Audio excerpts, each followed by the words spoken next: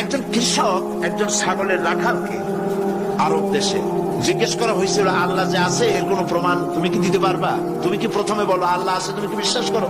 অবশ্যই করো। আল্লাহ আছে এর কোন প্রমাণ আছে তোমার কাছে? কোনো প্রমাণ নাই, তবে আমি বুঝি আল্লাহ আছে। বলে কেমনে? যে আমি তো ছাগলের রাখাল, আমি তো লেখাপড়া করিনি, আমি দার্শনিক না বিজ্ঞানীও না কিছু না, ছাগল পালি। আমি চিন্তা করি ছাগলে খায় ঘাস আর পায়খানা করে কতগুলো ক্যাপসুলের মতো ট্যাবলেট, আল্লাহ যদি না থাকবে এগুলো হয় কেমন? ওর মাথা যেমন ও বুঝছেও তেমন। কথা বুঝতে পেরেছে?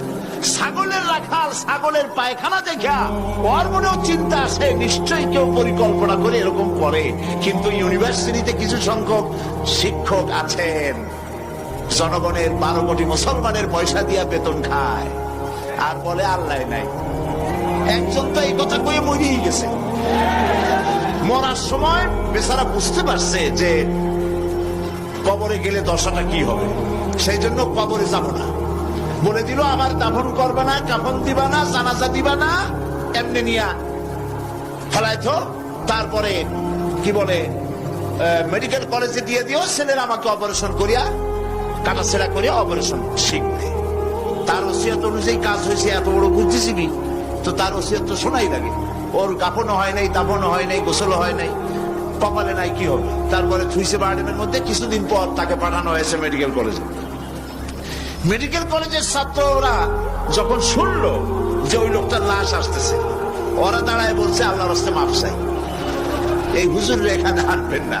উনি বেঁচে থাকতে আল্লাহরে অস্বীকার করছে, এখন ওনারে কাইটা যদি আমরা অপারেশন শিখি তাহলে যে রুগীরে ধরবো যাও বাঁচবে ওইটা মরবে। কাজী এদারে ফিরা। এরপরে নিয়া কোন জায়গায় নিল না, আবার নিয়া বার্ডেমের ডিপ ফ্রিজের মধ্যে রেখে দিছে। আমার এখন চিন্তা হয়েছে যে এই লাশটারে যদি এখন রাস্তায় ফেলায় দেয় কুত্তাও খাবে না।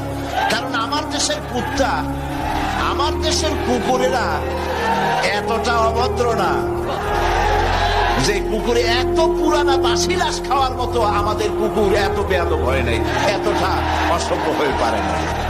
কাজী আল্লাহর সাথে যারা নাফরমানি করে আল্লাহ এরকম দেখান।